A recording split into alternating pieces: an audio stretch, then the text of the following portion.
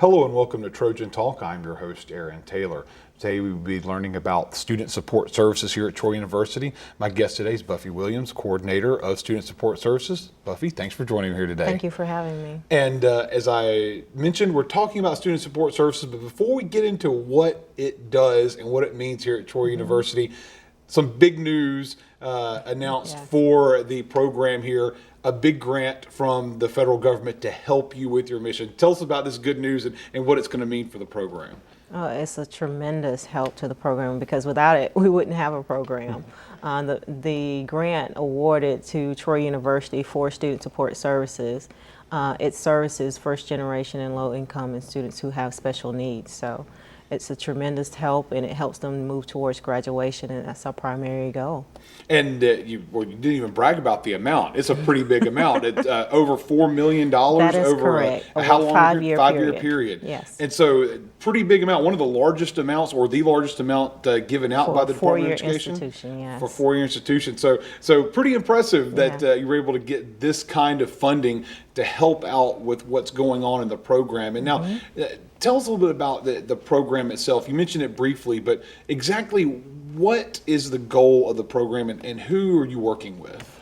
We're working with first generation, like I said, and low income students and students with special needs and helping them to get towards graduation.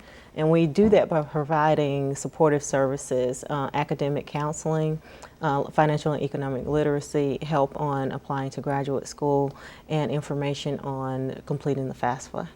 And now for a lot of these, you mentioned first generation students, and so you're working with some students who don't already have a support system. You know, a lot of students that go through, they're not first generation. They've got parents, they've got maybe other family members who've gone through college, 4 years stuff, but that's not the case here. And you have to be the support system and kind of guide them through this process because there may not be any support back home. That is correct. And all of our staff are also first generation, which means that father or mother or adoptive or guardians cannot have a 4-year college degree. And so we try to fill in that gap for them and give them all those supportive services because they don't necessarily know or come from an environment where it's customary for students to go to college.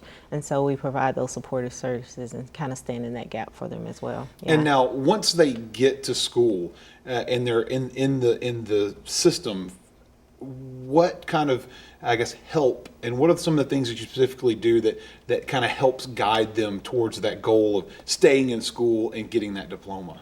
Oh, just being there. Initially, when they come into the program, they do an assessment. There is an application process so that we can verify the eligibility. But once they get into the program, it's one-on-one tutoring. We also do group tutoring sessions and academic coaching, advice on course selection. And just try to get them to have an educated conversation with their advisors when they go in, and they're well prepared for that, and they can see where they're going in the projection for graduation. And also we try to encourage them to do informational interviews within their field so that they can better understand what the field is that they're going into. And so we also go on graduate and professional school tours so that they know what that process is like, and it demystifies it for them.